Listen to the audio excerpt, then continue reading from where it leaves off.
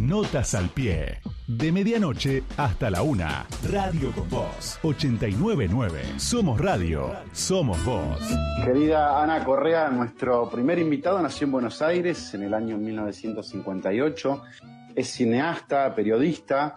Entre otras películas dirigió Montoneros, una historia, Macedonio Fernández, Hachazos y 327 cuadernos, en la que aborda algunos tramos del diario de Piglia junto al autor. Dirigió y produjo documentales para Canal 7 y Canal Encuentro, y hoy lo invitamos para hablar, de entre muchas cosas, de su primer libro, Cuadernos, que editó Entropía en el año 2020. Estamos en contacto con el señor Andrés Di Tella. Hola Andrés, bienvenido a Notas al Pie. Hola, ¿qué tal? ¿Cómo están? Bueno, Andrés, hay tanto, pero tanto para hablar con vos, que no sé por dónde empezar. Creo que para darle como un marco a tu libro, Cuadernos, la primera pregunta que se me viene a la cabeza es ¿cómo fue gestado? ¿Cómo fue construido? ¿Cuánto tiempo estuviste? Me imagino que eran como anotaciones y pedazos de cosas. ¿Cómo lo recopilaste?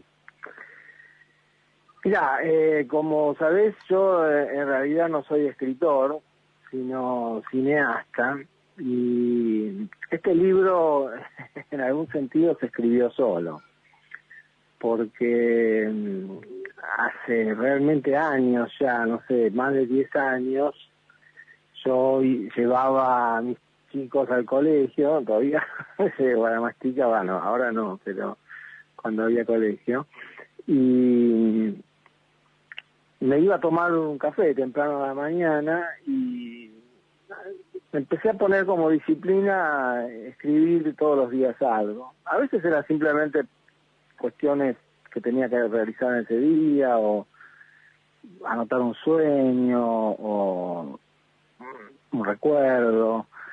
Y así se fueron acumulando las notas y, bueno, en cierto momento surgió la idea.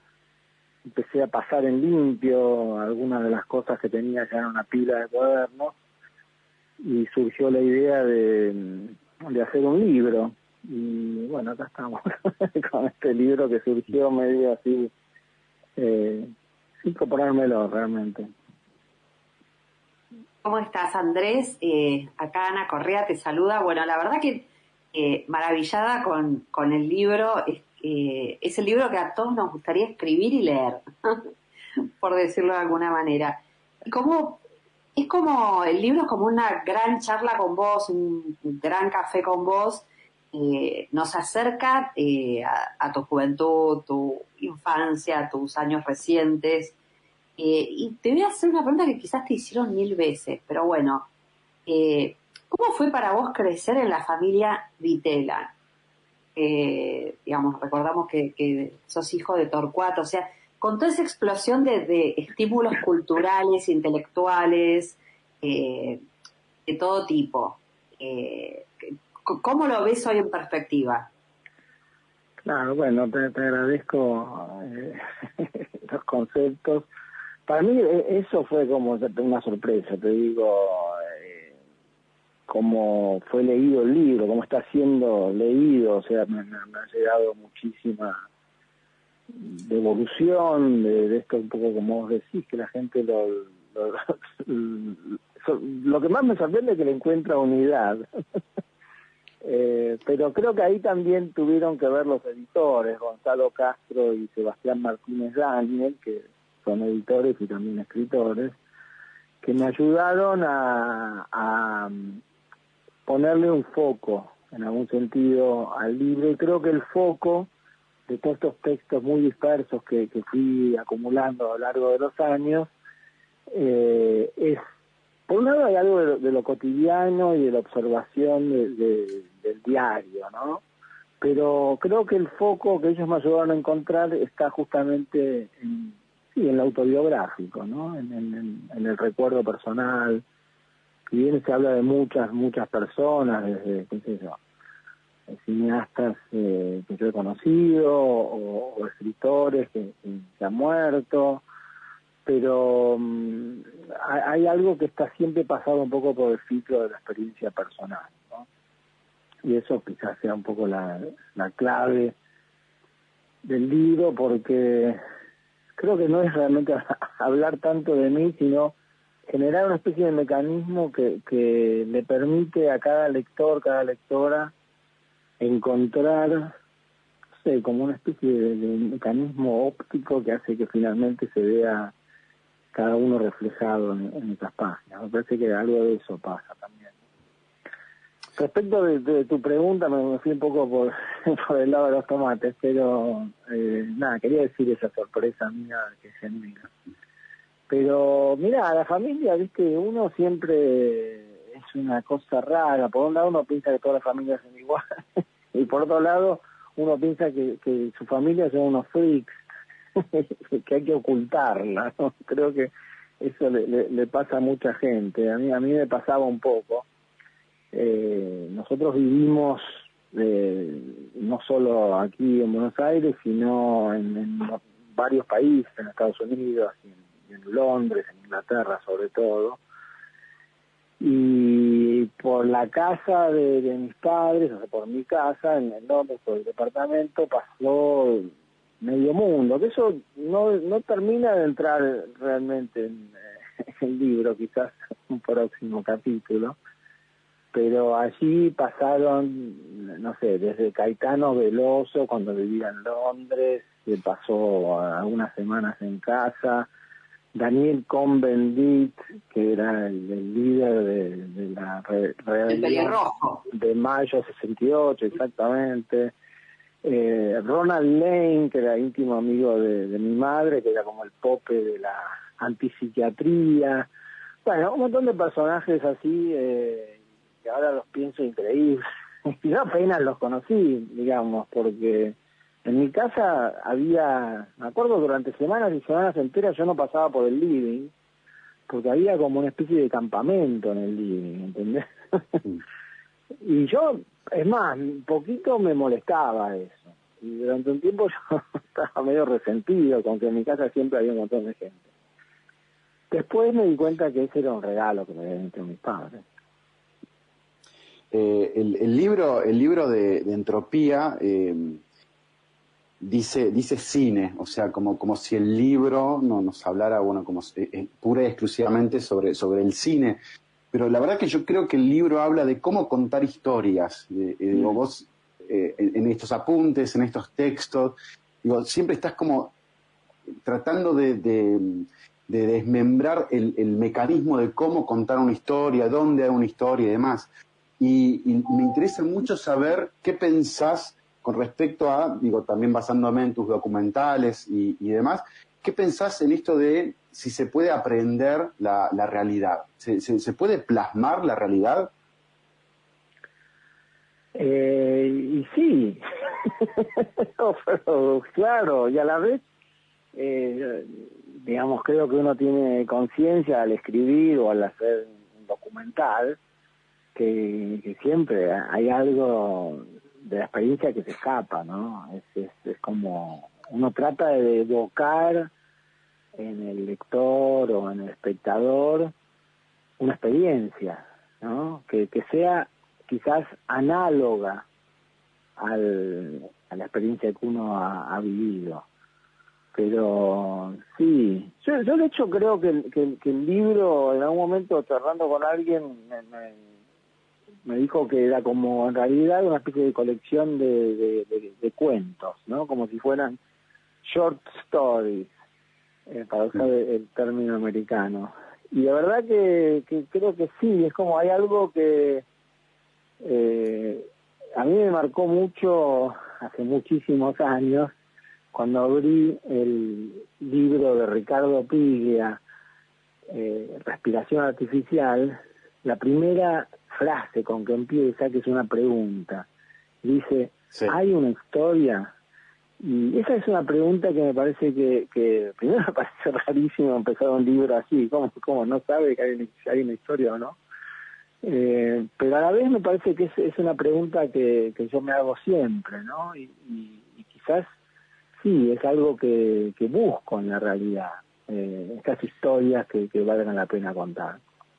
Sí, bueno, hablando justamente de Piglia, es verdad lo que decís cuando hablas en el capítulo que hablas sobre Piglia, que esa pregunta te flasheó, esta búsqueda constante de si hay historia o no hay historia, pero también hablas al final de ese capítulo que te preguntás siempre que te enfrentás a alguna historia por contar, es cómo lo escribiría Piglia, que me pareció genial, digo, como esto de tenerlo ahí. Quería saber un poco eso.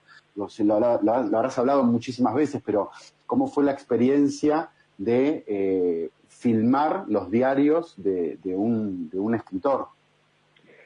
Sí, bueno, esa frase, cómo lo habría hecho Piglia, está inspirada o se la robé, para decirlo con todas las letras, a Billy Wilder, ¿no? Que era el director y guionista de Hollywood, que él decía cómo lo habría hecho Lubitsch, Ernst Lubitsch, que era su maestro de alguna manera, y que lo tenía como pegado en la máquina de escribir. Cuando tenía alguna duda pensaba cómo habría hecho Lubitsch. Y sí, para mí Ricardo fue un poco eso, Lubitsch, porque durante muchos años de amistad, bueno, él muchas veces tuvo la generosidad de ver cortes de mis películas y decirme, hacer una devolución siempre muy muy útil. Ricardo además era un cinéfilo, o sea, todos los días veía una película, todos los días, o sea, muy raro que no viera, y sobre todo de Hollywood, de la época así dorada, de los 30, 40, 50, ¿no? Pero fue una experiencia, en el fondo, qué sé yo, hacer la película 327 cuadernos fue como un experimento que hicimos los dos. O sea, sí, porque él te lo propuso, ¿no? Fue como un encuentro, sí, y que él te propuso. Exacto, fue en realidad en Estados Unidos, cuando él estaba enseñando en Princeton, y yo, bueno, también he dado clases ahí, y yo me había comprado una cámara y estaba con ganas de hacer un diario cinematográfico. Es un género que existe, ¿no? Y estaba aprendiendo a usar la cámara, ¿no? Una cámara nueva. Y entonces, cuando le contesto a Ricardo me dijo, mira, yo también estoy tratando de hacer un diario. Tengo todos estos cuadernos y no sé, ahora me estoy por ir a Buenos Aires pronto y ahí voy a reunir todos los cuadernos y me voy a poner a pasar. Los cuadernos que eran como un mito, ¿no? No se sabían si existían, si no. Claro, Ricardo siempre ha jugado mucho con eso de la ficción y la realidad, de decir la verdad cuando parece que está mintiendo, ¿no? Hay mucho de eso en sus novelas. Para quien lo conoce un poco su vida, su familia, hay muchísimo más autobiográfico de lo que a veces se cree. Pero pone siempre esa línea rara de generar la duda, ¿no? Por algo esos diarios, cuando finalmente los publicó, no los publicó, o sea, los publicó sí con su nombre, pero no eran sus diarios, sino los diarios de Emilio Renzi, que es un personaje de ficción. Entonces es fuerte eso también, atribuirle toda tu vida, porque todo era, casi todo, digamos, literal, su vida con nombres propios de todos sus amigos, conocidos, amantes, y todo eso se lo entregás a un personaje de ficción. Eso me pareció un gesto muy muy fuerte, ¿no? Y ese tipo de cosas son las que a mí me influyeron, si querés, del trabajo de Ricardo. Muy impresionante. Estamos hablando con Andrés Ditela de su libro Cuadernos. Y vos hace un rato, Andrés, nos decías que este libro se escribió solo, incluso que te había fijado esos espacios como para escribir. Al mismo tiempo, en la charla que tenemos antes de que empiece el programa, yo digo, yo no puedo creer que alguien que escriba así, que este sea su primer libro. Yo quería preguntarte, porque me imagino que el documental es una forma de escribir también, de tener tu propio relato, pero ¿cómo fue tu relación con la escritura histórica? O sea, vos, digamos, para relatar algo, recurrías más a la cámara o a tomar nota? ¿O a las dos cosas? Bueno, a las dos cosas. O sea, yo mira, te voy a decir cómo empezó todo. Un día, yo no me acordaba los sueños. Entonces, una amiga, hace años, me dijo, es muy fácil, agarrás un cuaderno, lo pones en la mesita de luz y mañana te vas a acordar de tus sueños. Y dije, y justamente no me acuerdo de los sueños. Al día siguiente hice eso, dejé un cuaderno toda la noche y al despertar me acordé de un sueño y lo anoté. Y después empecé así todos los días, me despertaba y tenía el cuaderno ahí al lado y cada vez me acordaba más sueños, al punto de que al final me tenía que despertar más temprano para anotar los sueños porque tenía 4 o 5 sueños. Me acordaba cada sueño con un nivel de detalle que no te podés imaginar. Entonces, ahí me di cuenta, es el cuaderno el que está produciendo los sueños.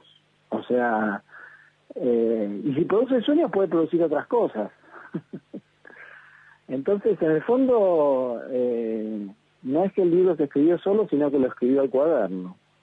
Espectacular.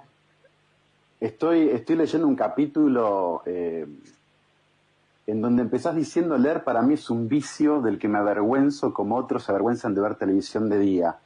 Y también hablas de esto de hacer zapping de libros, y no sabes lo identificado que me sentí, Andrés. O sea, me sentí menos solo. Y también hablas de llevar un libro siempre por las dudas, como si fuera, bueno, yo siempre lo asimilo a esto, lo asemejo a tener como un botiquín de primeros auxilios. Y quería saber si siempre había sido así, si se fue construyendo a lo largo de tu vida. Sí, no, creo que es hace mucho, por lo menos. Creo que un día descubrí que estaba haciendo, no sé, muchos trámites y descubrí que tener un libro te salvaba el día. O sea, podías estar 3 horas haciendo cola, esperando un trámite, pero si tenías un libro, no alcanzaban esas 3 horas. Entonces, me parece que fue ahí una especie de solución mágica. Y al mismo tiempo, esto me había olvidado, por eso me reía de lo de que me da vergüenza, como un vicio porque sí, en el fondo también es raro estar leyendo todo el tiempo, ¿no? Es como darle un poco la espalda a la realidad, no sé, es esconderse, es un poquito vergonzoso. Andrés, queda poco tiempo. Yo me voy a tomar un atrevimiento, perdón, Gonzalo. Me surgió una duda. Yo cuando hice el ciclo básico, hace muchos años en la facultad, cursaba en la cátedra de tu papá, Torcuato Di Tella, sí, que era el único que cuando no podía estar en todos los cursos, pasaban un video de él. Era increíble, ¿eh? De hecho, es de las pocas cosas que yo me acuerdo de esas cursadas, el video de tu papá. Y me surgió la duda de si vos te acordás de esas escenas de él grabando las clases, y si tuviste algo que ver con eso. No directamente, digamos, yo en ese momento le recomendé a la persona que le hizo, que se llama Eduardo Feller, que me acuerdo que lo hacían en los estudios de la escuela Ort, y mi viejo estaba muy orgulloso de esos videos. Me acuerdo una vuelta vino a verlo su amigo Fernando Enrique Cardoso, que después fue presidente de Brasil, y un sociólogo, bueno, que trabajaron juntos muchas veces, y mi viejo lo primero que hizo fue ponerle el video, y el pobre Fernando Enrique acababan de comer un asado, estaba ahí como combatiendo el sueño. Pero bueno, es que en realidad mi viejo se tomó el ciclo básico cuando empezó en los años 80, en los albores de la democracia, como una especie de desafío personal. A mucha gente le pareció raro que él quisiera agarrar el ciclo básico, o sea, una materia creo que se llamaba Sociedad y Estado, Sí, las materias obligatorias. porque decía, bueno, pero Torcuato por ahí, viste, que viene a dar clases, no sé, en Oxford, en Harvard, qué sé yo, va a estar lidiando con chicos de 18 años. Pero en realidad él lo primero que le interesaba eso, por un lado, de bueno, empezar como con los más jóvenes, pero también porque él se dedicó esos años a formar a los profesores o los asistentes, o sea, todo un grupo de gente muy joven que empezaba en ese momento a enseñar, y ese era su objetivo. Entonces, por eso muchas veces él no podía estar eran muchísimas clases, no sé cuántas comisiones, y por eso se le ocurrió lo del sistema de video, que bueno, alguna gente lo recuerda como vos con cariño, otro digo, uy, qué torro, por favor. No, está buenísimo y todo un adelantado. Bueno, Andrés, evidentemente necesitamos la parte 2 de los cuadernos. Te agradecemos muchísimo este paso por Notas al Pie. Bueno, muchas gracias a ustedes, Ana, Gonzalo, un placer esta conversación. 89.9 Radio con Voz.